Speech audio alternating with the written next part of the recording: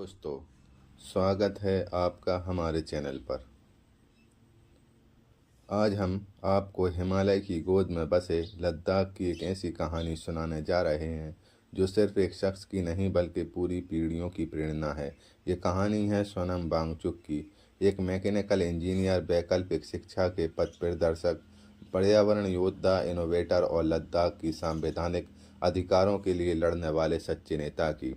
वो शख्स जिसने लद्दाख के बच्चों को नई रोशनी दी, बंजर रेगिस्तान में पानी का जादू रचा, बॉलीवुड फिल्म थ्री इडियट के फुनसुक वांगडू को प्रेरित किया है और आज लद्दाख की आज़ादी की लड़ाई का चेहरा बन गया है। इस वीडियो में हम उनकी ज़िंदगी के हर महत्वपूर्ण पहलू को गहराई से जानेंगे, बचपन की कठिनाइयों से लेकर हाल की गिरफ्तारी और विवाद तक।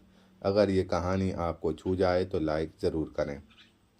सोनम वांगचुक का जन्म 1 सितंबर 1966 को लद्दाख के ओलेतोक्पो गांव में हुआ था। लद्दाख एक ऐसा क्षेत्र जहां सर्दियां इतनी सख्त के तापमान -30 से 40 डिग्री सेल्सियस तक गिर जाता है और गर्मियां सूखे और पानी की कमी की मार झेलती हैं। उनके गांव में न बिजली थी, न पक्की सड़कें, न कोई आधुनिक स्कूल।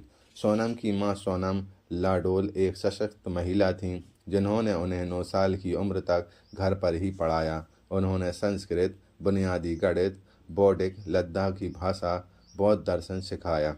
उस दौर में लद्दाख के अधिकांश गांवों में शिक्षा की पहुंच बहुत सीमित थी। सोनम को नज़दीकी स्कूल पहुंचने के लिए मीलों पैदल चलना पड़ता था, वो भी बर्फीले और ऊबड़ खाबड़ रास्तों पर। उन्होंने खुद अनुभव किया कि सरकारी स्कूलों का सिलेबस लद्दाखी बच्चों के लिए पूरी तरह अनुपयुक्त था। उदाहरण के लिए सिलेबस में मैदानी इलाकों की नदियाँ, कृषि और मौसम पढ़ाया जाता था, जबकि लद्दाख के बच्चे हिमालयी भूगोल, ऊंचाई वाली खेती और ठंडे रेगिस्तान की चुनौतियों से वाकिफ थे। इस दौरान सोनम ने देखा कि लद्दाखी संस्कृति, बौद्ध परंपराएं, स्थानीय त्यौहार जैसे लोसर और सामुदायिक जीवन शिक्षा से अलग थलग पड़ रही थी। यहीं से उनके मन में एक सवाल उठा, शिक्षा अगर हमारी जड़ों, पर्यावरण और संस्कृति से जुड़ी नहीं तो वो किस काम की है। ये सवाल उनकी ज़िंदगी का आधार बना और उन्हें आगे की राह दिखाई। 1970 के दशक के अंत में सोनम ने अपनी प्रारंभिक शिक्षा श्रीनगर में पूरी की। लद्दाख से बाहर जाकर पढ़ाई करना उस समय एक बड़ा फैसला था, क्योंकि यात्रा जोखिम भरी थी। ऊंचे दर्रों से गुजरना, मौसम की मार। फिर उन्होंने national institute of technology Srinagar से मैकेनिकल इंजीनियरिंग में डिग्री हासिल की। कॉलेज के दिनों में सोनम ने न सिर्फ इंजीनियरिंग सीखी बल्कि सामाजिक मुद्दों पर भी गहराई से सोचा। उन्होंने देखा कि लद्दाख के सरकारी स्कूलों के पास रेट सिर्फ 6% था, क्योंकि सिलेबस उनकी वास्तविकता से मेल नहीं खाता था। बच्चे फेल हो रहे थे, ड्रॉप आउट बढ़ रहे थे और लद्दाख की संस्कृति लुप्त हो रही थी। सोनम ने महसूस किया कि शिक्षा को प्रैक्टिकल और स्थानीय बनाना जरूरी है। इंजीनियरिंग पूरी करने के बाद उन्होंने कारपोरेट नौकरी की राह छोड़ दी और लद्दाख लौट आए। यहाँ से उनकी ज़िंदगी का पहला बड़ा कदम उठा। 1988 में 22 साल की उम्र में उन्होंने अपने दोस्तों और भाई बांगपो वांगचुक के साथ मिलकर SECMOL student educational and cultural movement of Ladakh की स्थापना की। ये सिर्फ एक NGO नहीं था बल्कि एक आंदोलन था जो शिक्षा को लद्दाखी बना रहा था।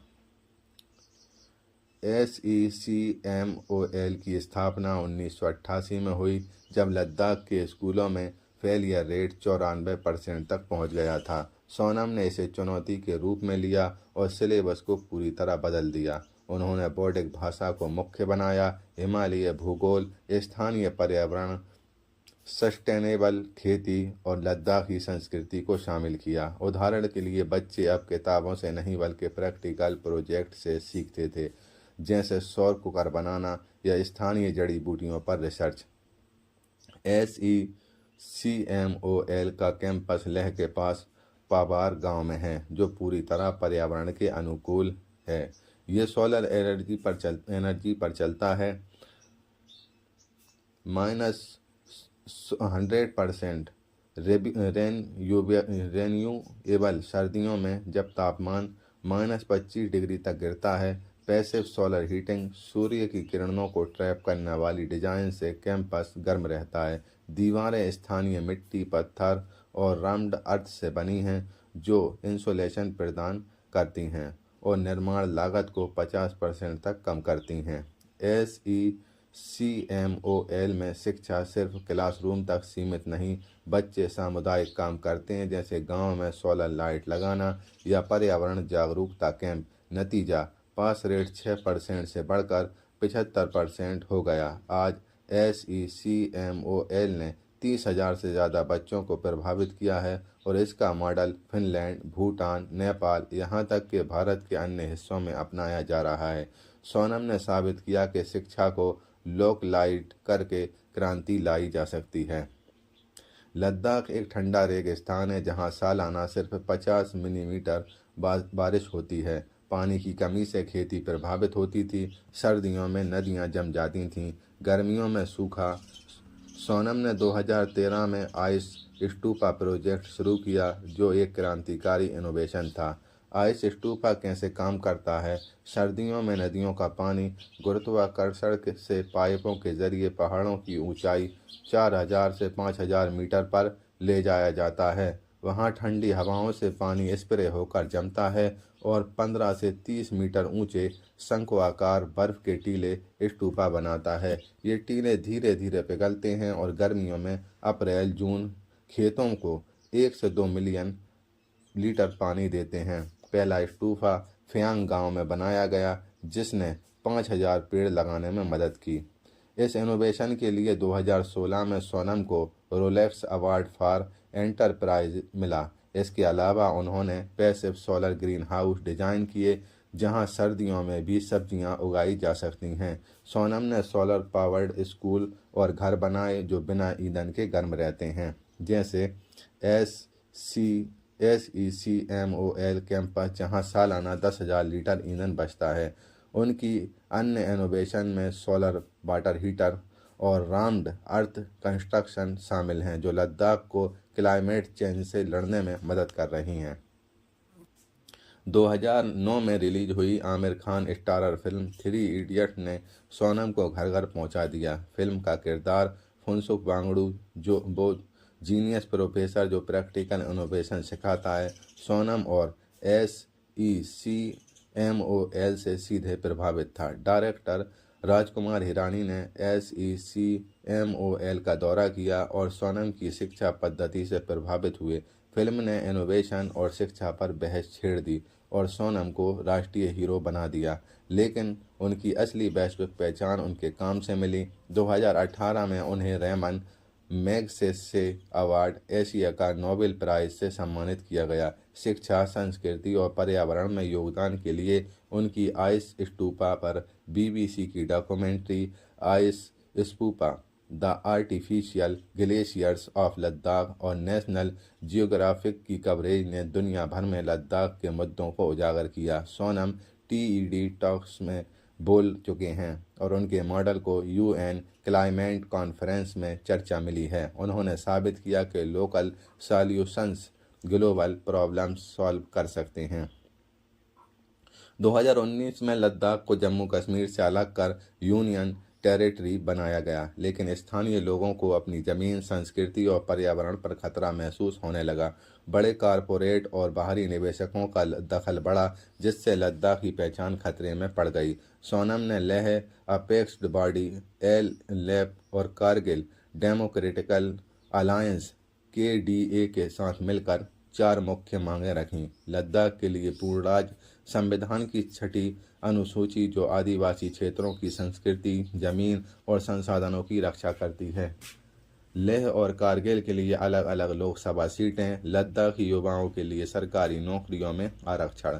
2024 में सोनम ने दिल्ली चलो मार्च शुरू किया, लेकिन दिल्ली बॉर्डर पर रोक लिया गया। 2025 में 10 सितंबर को उन्होंने लेह में 35 दिनों की भूख हड़ताल शुरू की गांधीवादी तरीके से, लेकिन 24 सितंबर को लेह में हिंसक प्रदर्शन हुए। 4 लोगों की मौत हुई, 3 युवा और 1 पूर्व सैनिक और 90 से ज़्यादा घायल। पुलिस ने फायरिंग को सेल्फ डिफेंस बताया। 26 सितंबर 2025 को सोनम को राष्ट्रीय सुरक्षा कानून NSA के तहत गिरफ्तार किया जोधपुर भेज दिया गया। सरकार ने उन पर हिंसा भड़काने का आरोप लगाया। लद्दाख पुलिस ने पाकिस्तान लिंक का दावा किया। एक गिरफ्तार पाकिस्तानी इंटेलिजेंस ऑपरेटिव का सोनम से संपर्क होने और बॉर्डर पर रिपोर्ट भेजने की बात कही गई। लेह में कर्फ्यू लगा, 44 लोग गिरफ्तार हुए। सोनम ने हमेशा शांति की वकालत की और हिंसा की निंदा की। उनकी गिरफ्तारी ने देश भर में हंगामा मचा दिया है। कांग्रेस, आप, उमर अब्दुल्ला और कई संगठनों ने इसे दमनकारी बताया। लेह बार एसोसिएशन और KDA ने सोनम को गांधीवादी और शांति प्रिय कहा। सोशल मीडिया पर फ्री सोनम वांगचुक और सेव लद्दाख ट्रेंड कर रहा है। 28 सितंबर 2025 तक वो जेल में हैं, लेकिन उनकी आवाज़ लद्दाख की सड़कों से लेकर दुनिया तक गूंज रही है। सोनम वांगचुक सिर्फ एक व्यक्ति नहीं, एक विचार हैं। आत्मनिर्भरता, सस्टेनेबिलिटी और न्याय का विचार। SECMOL ने हजारों बच्चों को सशक्त बनाया।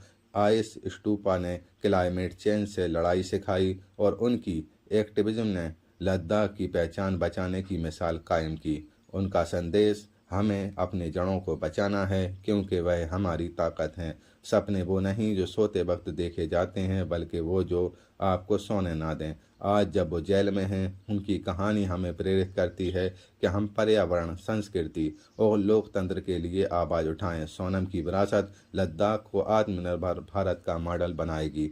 दोस्तों, सोनम वांगचुक की ज़िंदगी हमें सिखाती है कि एक इंसान कितना कुछ बदल सकता है। एक छोटे से गांव से निकलकर उन्होंने शिक्षा, पर्यावरण और न्याय की दुनिया बदल दी। उनकी कहानी का कौन सा हिस्सा आपको सबसे ज़्यादा प्रेरित करता है, कमेंट में बताएं। अगर आप लद्दाख के मुद्दे को सपोर्ट करते हैं तो इस वीडियो को शेयर करें, हमारे चैनल को सब्सक्राइब करें। मिलते हैं अगली वीडियो में।